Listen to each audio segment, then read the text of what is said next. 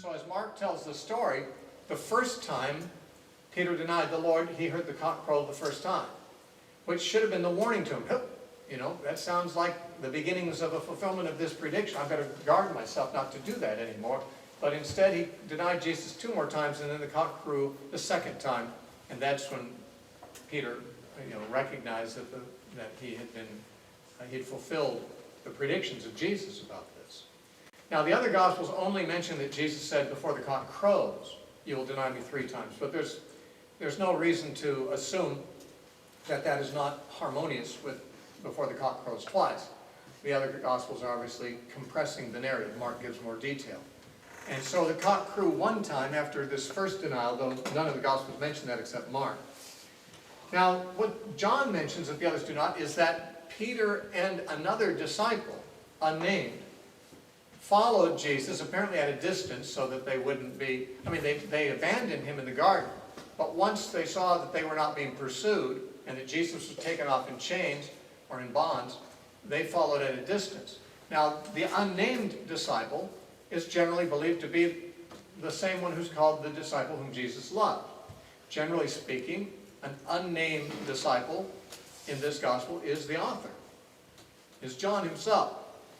But many have thought it be very unlikely that a fisherman from Galilee would be on a personal acquaintance basis with an aristocratic Levite from Jerusalem, who was the high priest. That's like an archbishop being friendly with his fishmonger.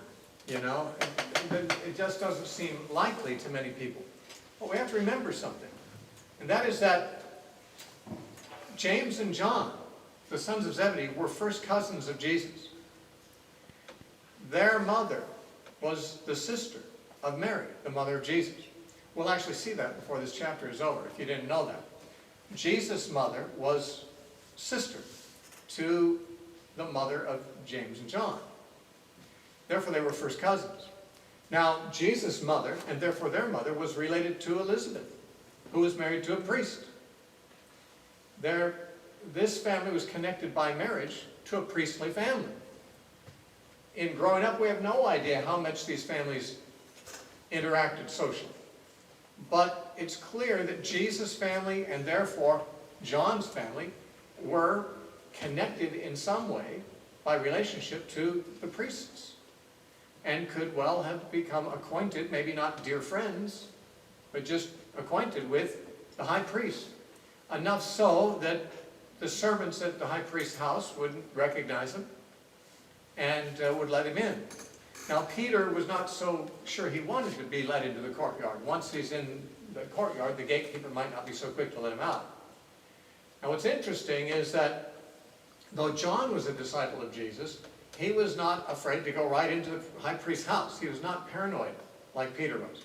Peter was afraid. Peter had argued in the upper room that he was more courageous than the other disciples at the table. Remember, he said, Lord, even if all the others forsake you, I'll never forsake you. I'm willing to die for you. And that's when Jesus spoke to him and told him he's much too self-confident that he's going to actually deny him 3 times. And yet, it turns out there was another at the table, probably John, who was actually bolder than Peter was. He went right on into the high priest's house to see what would happen.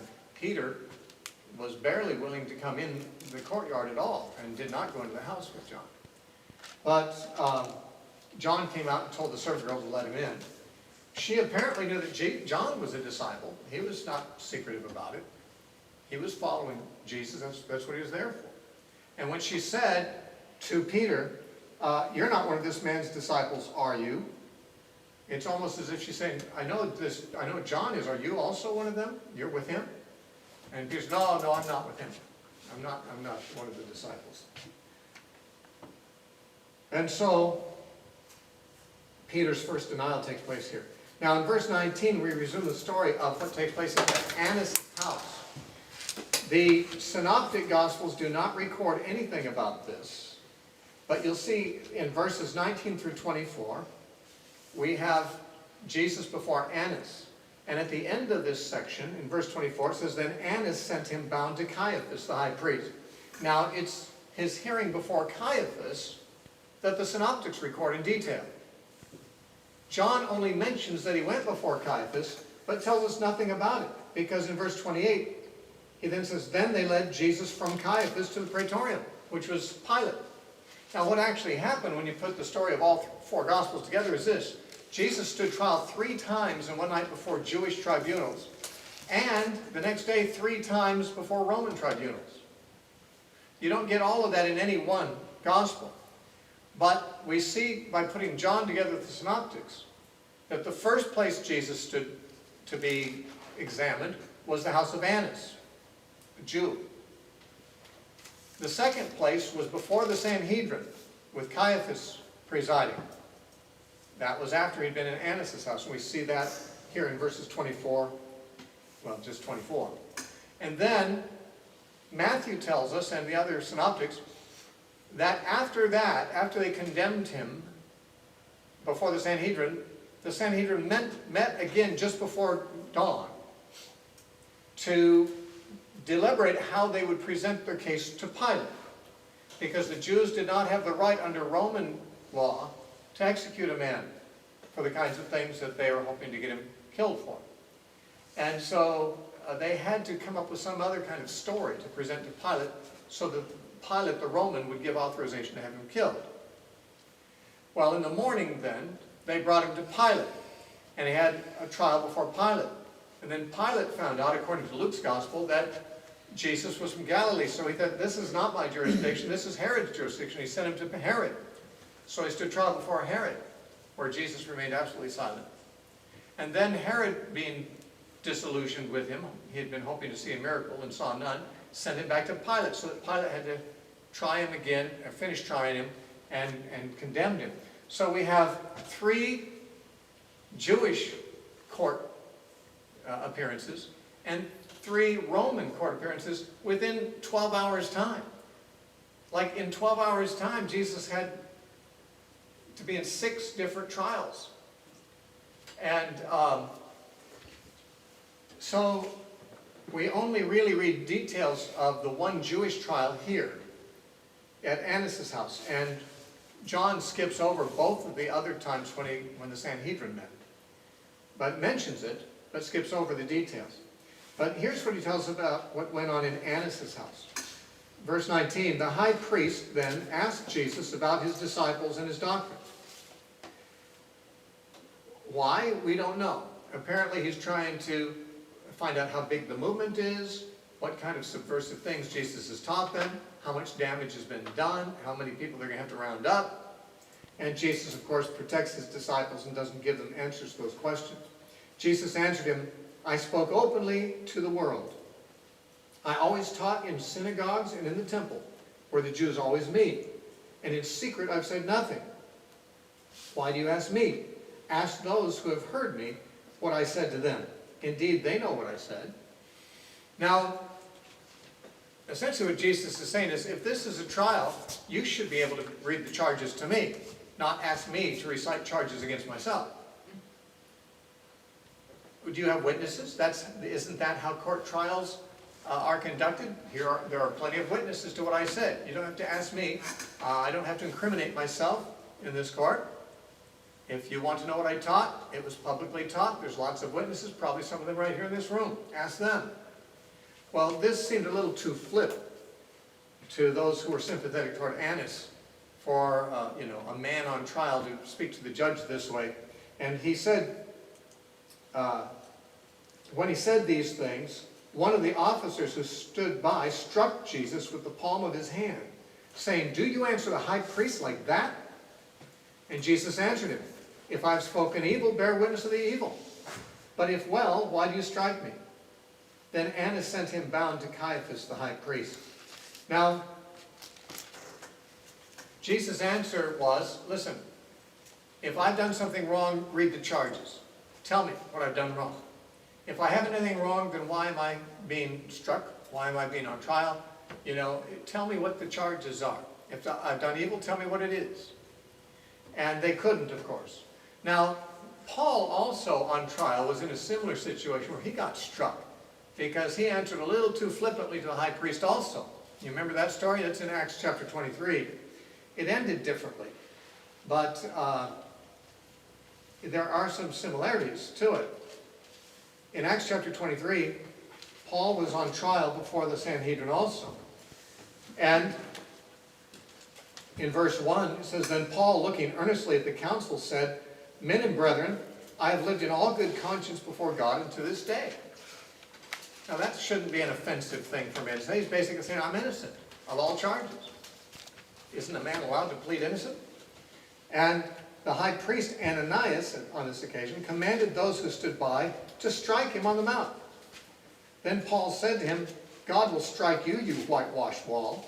For you sit to judge me according to the law, and do you command me to be struck contrary to the law?" And those who stood by said, "Do you revile God's high priest?"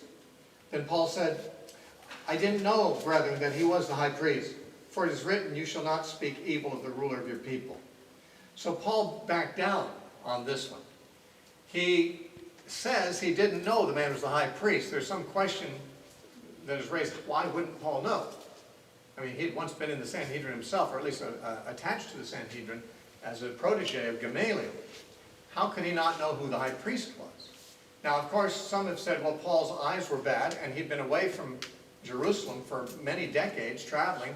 There had been no doubt a change in the high priesthood, and he was half blind, and so he didn't realize that the man who commanded him to be struck was the high priest. That's entirely possible. Others feel like he knew very well it was the high priest, but was saying something like, oh, I didn't know such a person given an order like that could be the high priest. More or less ironically or sarcastically, like, oh, you mean that a high priest would give such an unjust order as that? I never would have thought that kind of an answer. In any case, he did back down and said, it is written, you shall not speak evil of a ruler of your people. But you see, Paul apologized because he actually had insulted the high priest. But Jesus hadn't insulted anybody. He just said, you know, that I will not incriminate myself, but you can bring witnesses if you want to. They can tell you what I've said if you want to know. That's not an insult to the high priest. It's just not what he wanted to hear. And they struck Jesus for that. He didn't back down. He indicated that they were the ones in the wrong, not him. Then verse 24, then Annas sent him bound to Caiaphas the high priest. Now Simon Peter stood and warmed himself. Therefore they said to him, you are not also one of his disciples, are you? And he denied it and said, I am not. Now, between that denial and the last one, which is reported in the next verses, Luke tells us there was about an hour. In Luke 22, verse 59, after the second denial, it says, an hour later, this third occasion happened. We're not told about that hour here. But Luke 22, 59, it tells us there was a passage of an hour between the second and third denials. One of the servants of the high priest, a relative of him whose ear Peter cut off, said, did I not see you in the garden with him? And Peter denied again, and immediately a rooster crowed. Peter's getting more and more nervous. The last man who asked him was actually a relative of the man he'd attacked and had been there and seen him. Obviously, you know, to admit that he was who that man thought he was, while he's there, as it were, locked in the courtroom, or not the courtroom, but the courtyard of the high priest's house, would be a very dangerous situation. And Peter was not really willing to die for Jesus at this point, and so he denied it again. Then Peter denied again. Immediately a rooster crowed, and the other Gospels mention that Peter, realizing what he had done, went out and wept bitterly. It doesn't mention that here, but it does mention in chapter 21 that Jesus apparently alluded to this matter and restored Peter and made sure he had repented about that. In verse 28, then they led Jesus from Caiaphas. This would be after 2 trials before Caiaphas, reported in Matthew 26. They led Jesus from Caiaphas to the praetorium, which means the official Roman procurator's headquarters. And it was early morning. But they themselves did not go into the praetorium lest they should be defiled, but that they might eat the Passover. Now, the Passover apparently was to be slain that day, as Jesus was, as the Passover. And so they expected to eat it that night, but they didn't want to become defiled by going into the Gentile's house. There was nothing in the law that said they could not go into a Gentile's house, but perhaps they were concerned there might be leaven in the house, and they did not want to expose themselves to that at Passover season. They had to avoid all leaven at all costs. The Jews in general thought it not a good thing to go into a Gentile's house for various reasons. There's many unclean things in a Gentile's house that the Jews would find unclean, and therefore going into a Gentile's house was always risky if you didn't want to become ceremonially defiled. So they would not go in to Pilate. He had to come out to them. But this is perhaps one of those instances of Johannine irony, as they call it, where John says something that's actually humorous, but it's snide, it's ironic. It's not an outright joke, but it would have to make you chuckle if you think about it. It says they wouldn't go into his house because they didn't want to be defiled. Now here they were perpetrating the greatest crime against an innocent party and trying to corrupt the court system to condemn a man to death who had done nothing wrong, and they didn't want to be defiled by going into a Gentile's house because they wanted to eat the Passover. I mean, the hypocrisy of these people is transparent here. And Pilate then went out to them and said, "What accusation do you bring against this man?" And they answered and said to him, "If he were not an evildoer, we would not have delivered him to you." Now their answer to him sounds a little indignant. Now his question of them is the typical way that a court hearing would be opened up. The judge would say, "What are the charges against this man?" That's all he asked.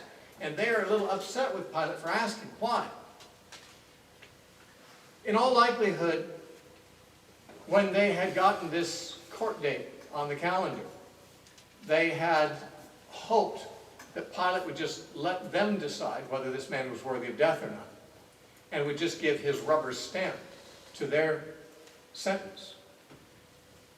The Romans and the Jewish courts did not work real friendly with each other.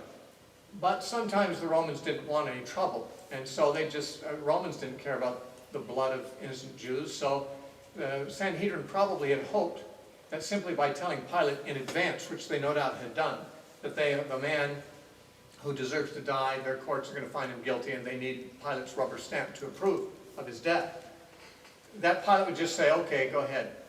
But it's clear when Pilate said, "What charges do you bring against this man?" that Pilate was intending to open the court case from scratch. You know, he was not just going to trust in what they had decided in their court.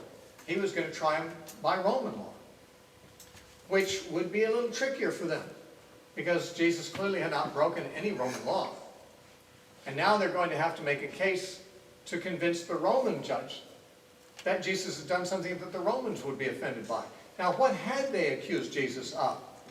Well, the Synoptic Gospels tell us that in the midnight court hearing before the Sanhedrin, what they finally found against him was the high priest asked him, "Are you the Messiah, the Son of the Blessed?" And he said, "Yes." And the priest tore his robe and said, "What more do we have need of witnesses? We've heard with our own ears he's blaspheming." Now, of course, to say that you're the Messiah was never, there's no precedent in Jewish court for that being called blasphemy. Lots of Jews said they're Messiah, and they were never brought to trial about it. Not by the Jews, usually by the Romans. But the point, and that was because Messiah meant leader of a revolt against Rome in their minds. But Jesus obviously wasn't that. And they couldn't even accuse him of that very convincingly, but they thought by calling himself the Son of God, he had blasphemed. Now, blasphemy in Jewish law would be punishable by death. The problem was the Romans couldn't care less about a man blaspheming the Jewish God. I mean, the Romans would probably happily blaspheme the Jewish God every day and think it fun. They didn't care about the Jewish God. So the Jewish court had condemned Jesus of blasphemy against Yahweh, but that wouldn't fly in a Roman court. Why would the Romans care about that? They had to come up with an entirely new charge against Jesus now. And what they brought up was that he said he was king of the Jews, as we shall see. And that means, if he's king of the Jews, then that sounds like a political insurrectionist, a man who's putting himself up in competition to Caesar as the ruler of Judea. And that could be seen as a political charge the Romans might care about. However, if they had given Pilate any indication of these charges before this, he was not buying it. And we can see that throughout these proceedings, Pilate wasn't buying anything of these accusations. He was extremely favorable to Jesus through the whole proceedings. Even Peter said in Acts 2, when he's preaching the gospel after on Pentecost, he said to the Jews, you forced Pilate to turn him over to die, even when Pilate was determined to let him go. Now, why was Pilate so favorable toward Jesus? Pilate was not a merciful man. His atrocities are known from secular history. He was like most Romans, just a heartless ruler over a subject people. Even in Luke chapter 13, it tells us of how Pilate shed the blood of innocent Galileans while they were offering their sacrifices in the temple. Apparently they were in there worshiping God, and Pilate sent his troops in just to slaughter them, just for good measure. Pilate was a bloody and unjust man. So why was he so generous toward Jesus? Well, there's a number of reasons. Probably not the least of which is he was impressed by Jesus' demeanor when he faced him face to face. Maybe even before that. Jesus had done a lot of public ministry in Jerusalem. Pilate was there. Actually, Jesus had ridden in on a donkey with a whole bunch of people throwing palm branches down before him about 5 days before this. That looked like the kind of thing the Romans were going to look into. When people were saying, "Hail, King of the Jews! Blessed is he who comes in the name of the Lord. Hail, the one who brings the kingdom of our father David." That's what they were saying about Jesus. That's just the kind of thing the Romans like to stomp on. And it was done publicly and loudly. In fact, the Jewish leaders objected and told Jesus, "This is going to get us all in trouble. Tell your people to be quiet. The Romans are going to come down here and hurt us because of this." But the Romans didn't. I wonder how much research Pilate had previously done into Jesus of Nazareth. Jesus had been a public figure for several years and talked about throughout Jerusalem. And I'm sure that Pilate had his eyes and ears all over the place, just listening for any kind of intelligence about movements that could be a threat to his power. And he could hardly have failed to have heard about Jesus. And in my opinion, he probably had a complete file on him. Remember, people had come to Jesus once and asked him, "Is it lawful to pay tribute to Caesar or not?" Well, if Jesus had been a zealot leader, he would have said, "No, it's not lawful to pay tribute to Caesar." That was the position the zealots took. But Jesus said, "Well, whose face is on the coin? Caesar's? Give back to Caesar what's his, and to God what's his." Jesus didn't sound like somebody who was trying to overthrow the Roman authority. He's saying, give them what they do, what they need, what they should have, and give God what he should have. I believe Pilate probably had a file on Jesus already and knew very well that Jesus was no threat to Rome. And the very fact that the Jews wanted Jesus dead proved that. Because the Jews would have been favorable toward Jesus if he was anti-Roman. The Jews were anti-Roman. He couldn't figure out why the leaders of the Jews wanted Jesus dead. Because Jesus did not seem to be a threat to the Jews that he could see. And he knew that if Jesus really was a threat to Rome, the Jews would leave him alone. And would actually probably see him as a hero. So why were the Jews bringing Jesus to him? And I think Pilate was curious to know. In the course of these trials, we know from Luke that Pilate's wife sent him a message. She said, "I've been troubled by a dream all night about don't have anything to do with this innocent man." And so, Pilate, I think he really wanted to just get rid of this case and just exonerate Jesus and let him go. And I think he even wanted to irk the Jews because he was not friendly toward them. And the fact that they wanted Jesus dead so much and he couldn't find any complaint Rome would have against him, I think he even wanted to just bug the Jews by letting them go, too. It didn't work out that way, though. But we do see Pilate not just buying the Jews' story. And he says, so he opens the proceedings from scratch. He says, "What charges do you bring against this man?" And they, seeing that he's not just accepting their verdict against Jesus at face value, they say, "Listen, we wouldn't have brought him to you if he hadn't done something wrong. Are you suggesting he hasn't done anything wrong? Our courts have found him guilty. We wouldn't have brought him to you unless he was an evildoer," they say. Verse 31, "Then Pilate said to them, 'You take him and judge him according to your law.'" And by this, I'm sure he was kind of mocking them a little bit, because he knew they wanted to kill him, and yet they needed his permission, but he's just toying with them. "Therefore the Jews said to him, it is not lawful for us to put anyone to death. And John says, that the saying of Jesus might be fulfilled, which he spoke, signifying by what death he would die. Back in John chapter 12, Jesus had said, when you have lifted up the Son of Man, then you'll know I am he. And he said, if I be lifted up, I will draw all men to me. And it said, John said, thus he signified the means by which he died. Being lifted up, I mean on a cross. If the Jews had killed him, he'd be stoned to death, as Stephen was. They didn't hang people. The Jews didn't hang people, they stoned them. But Jesus had predicted that he'd be lifted up. And John had said in John chapter 12, thus he signified by what death he would die, meaning by crucifixion. Now, only the Romans crucified. So the Jews, acknowledging that they didn't have the authority under Roman law to execute him, meant that he would not get stoned, but he would get crucified as he predicted. And that's what John points out. Then Pilate entered the praetorium again and called Jesus. Now, here we have a private interview between Pilate and Jesus, which is not recorded in the other Gospels. But, of course, John includes what they do not. Pilate entered the praetorium again and called Jesus and said to him, are you the king of the Jews? Now, this had not been mentioned in the proceedings so far, that, at least on record here. So it may be that the Jews had already, when they put this on the docket, in advance said, we're going to bring you a man who says he's the king of the Jews, so be ready to condemn him. Anyway, he said, are you the king of the Jews? Jesus answered him, are you speaking for yourself on this, or did others tell you about me? You know, is this what you perceive to be about me? Are you wondering because it matters to you? Or is this just someone else's idea that you're just parroting? And Pilate answered, am I a Jew? In others, what should I care? I'm not a Jew, I'm a Roman. Why would I care if you're the king of the Jews?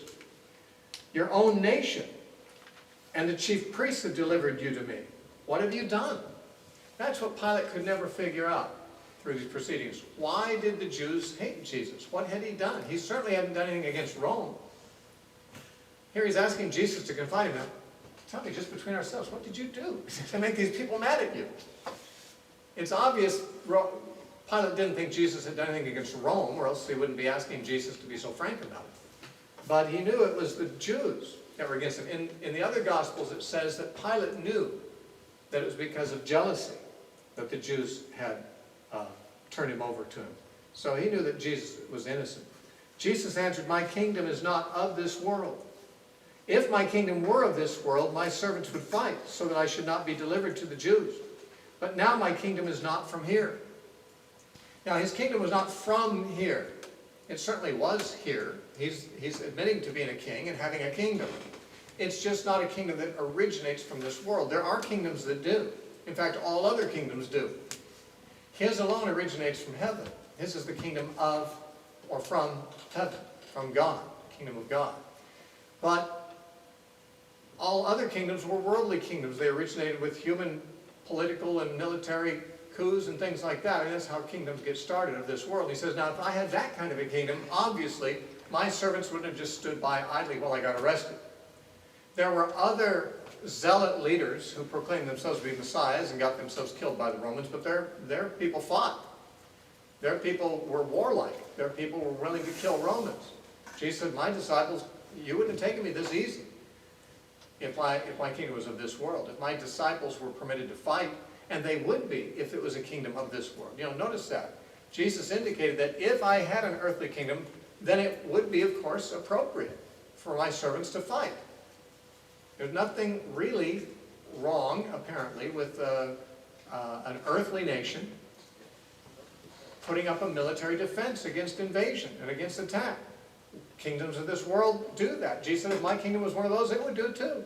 We'd do it, but we're not. We're not that kind of kingdom. It's a different kind of kingdom. It's from heaven, and therefore we don't operate on the same principles.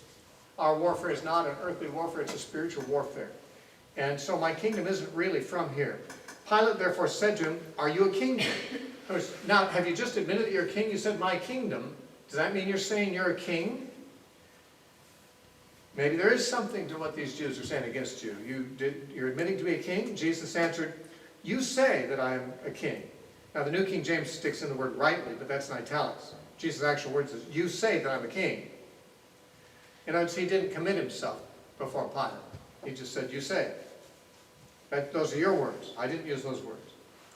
For this cause I was born, and for this cause I have come into the world, that I should bear witness to the truth. Everyone who is of the truth hears my voice. In other words, obviously my purpose is not here to set up some kind of a political kingdom in opposition to Rome, if that's what you're worried about. I'm here to testify to the truth, that's all. And everyone who is of the truth hears and believes what I have to say. If you want to call me a king, you can call me the king of the truth. Because that's all I'm here to do, is to tell the truth. And Pilate said, "What is truth?" And when he had said this, he went out again to the Jews and said to them, "I find no fault in him at all." Now, when he said, "What is truth?" most people assume that Pilate was asking a deeply philosophical question. What is truth? Like he's a great philosopher wondering, I've always wondered what truth is. How do you define truth? I think in all likelihood, Pilate's just expressing his frustration, saying, what is the truth of this case? What is the truth here? I'm not getting anything from you. I know the Jews are not telling me the truth. What's the truth here? I'm a judge. I'm supposed to decide on the side of what's right. You say you came to testify the truth. What's the truth here? I don't know if that's what he's saying. I mean, he might be saying, what is truth? And, everyone wants to make Pilate out to be asking that question. Of course, then they say, he asked the question of the one person who could tell him the answer, and then turned around and left before he could hear the answer. It does say after Pilate said this, he left the presence of Jesus and went out and talked to the people. We don't know if he just turned on his heels right then and didn't give Jesus a chance to answer. But Jesus was being reticent. We know from the other Gospels that Pilate actually sent him to Herod, and Jesus was absolutely silent before Herod. Jesus was going to talk when he wanted to talk, and not at other times. And he wasn't really giving out much information here, except that his authority, his kingly authority, was not of a political sort necessarily. It was the authority that comes with truth that he speaks. It's always the truth that has authority. And Pilate, although no doubt frustrated with Jesus, had to admit, I haven't found any Roman law that this man has violated. I can't find any fault in him at all. Now, he's not saying that Jesus is a sinless man, although Christians often will affirm that this is true, and he was. And sometimes they say even Pilate said he was sinless. That's not exactly what Pilate's saying. Pilate's saying, you brought him here for me to condemn him, but I don't see any breach of law he's guilty of. I don't see that he's done anything that should concern me at all. I think I'm going to have to let him go. But he says, you have a custom that I should release someone to you at the Passover. Do you therefore want me to release to you the king of the Jews? And in using the term king of the Jews, he was needling them a little bit, because he didn't like the Jews. In fact, we find later when he put an inscription over Jesus on the cross that said, the king of the Jews. The Jewish leaders came and said, oh, don't put on there that he's the king of the Jews. He said he was the king of the Jews. And Pilate said, well, I've written. Now, that may mean that Pilate was very impressed with Jesus, or it might have meant that he just wanted to, bother the Jews, because they didn't like the idea of him being called king of the Jews. He wanted to leave it that way. But it says, but they all cried again, saying, not this man, but Barabbas. And we're told now Barabbas was a robber. Now, this custom of the Romans releasing one prisoner at the time of Passover has no secular confirmation or documentation to it, and many people have suspected that it isn't the case. But all four Gospels record it, and that's 4 independent historical witnesses. That's more witnesses than we have for many things. And so obviously the witness of the Gospels is adequate to establish that there was this custom. How it came to be, we don't know. Some feel that the Romans had simply taken it over from the earlier Herodian dynasty, and that the Herodians had taken it over from the Hasmonean dynasty before that, which was a Jewish rule of the land, which came to an end when the Romans conquered the area. And that the Romans simply kept some of the policies in place to avoid offending the Jews too much. But even if that is true, we don't know how the Jews would have established this habit. It's possible that they did so because the Passover commemorated the release of their captivity, from their captivity in Egypt. And as an emblem of that, they would release one prisoner from jail. at Passover, sort of as a ceremonial way of celebrating the release from slavery or from prison in Egypt that they were celebrating at that time at Passover. No one knows if that's how it began, but it has been suggested, and it's a possible answer that would make a little bit of sense. What we need to say about Barabbas, however, is that in both Luke and Mark, the crimes of Barabbas are listed as murder and insurrection. But here our translation says he was a robber, which sounds pretty tame compared to murder and insurrection. Both Matthew and Mark say that he had made insurrection against Rome, which is just the kind of thing that Rome would crucify a man for, and that he had committed murder. So some have had trouble with the fact that John just says he was a robber. But the problem is removed when you realize that the word robber used here in the Greek, which is lestes in the Greek, is consistently used by Josephus to mean a person who's committed insurrection against Rome. In other words, it's not really talking about a robber as we think. It's more like a brigand, more like an outlaw in general. And Josephus uses this same word always to refer to a zealot insurgent against Rome. And so that agrees with what both Matthew and Mark say about him, but it doesn't look like it in English. So here we have the irony. They are accusing Jesus before Pilate, trying to get Pilate to approve of killing by saying he's an insurgent against Rome. He's an enemy of Rome. And so Pilate says, who shall I release at this festival? They say, how about Barabbas? Well, wait a minute, isn't he an insurgent against Rome? You know, it's just, these people are not making sense. Pilate can't figure out what's going on with these people. They're accused, they want to see Jesus dead. And they say it's because he's an insurgent. But if that were true, why wouldn't they want Barabbas dead? He was an insurgent. They want him released. And so Pilate knows there's something else going on here, but he can't get a handle on what it is. And neither can we, because there's no real rational reason why the Jews should be so upset with Jesus. Except, of course, that they were, as it says in one of the Gospels, jealous. They were jealous because he was too popular and he was not one of them. That he was being recognized by too many people as the Messiah. And if he came to power, that would mean the present leadership of the Jews would go out of power, because they obviously weren't on his team or he wasn't on theirs. So there was jealousy there, and that's apparently the only motive that can be figured out for this, and that's what Pilate himself concluded. Well, we need to quit there. We're right in the middle of this trial of Jesus, but we'll continue it next time.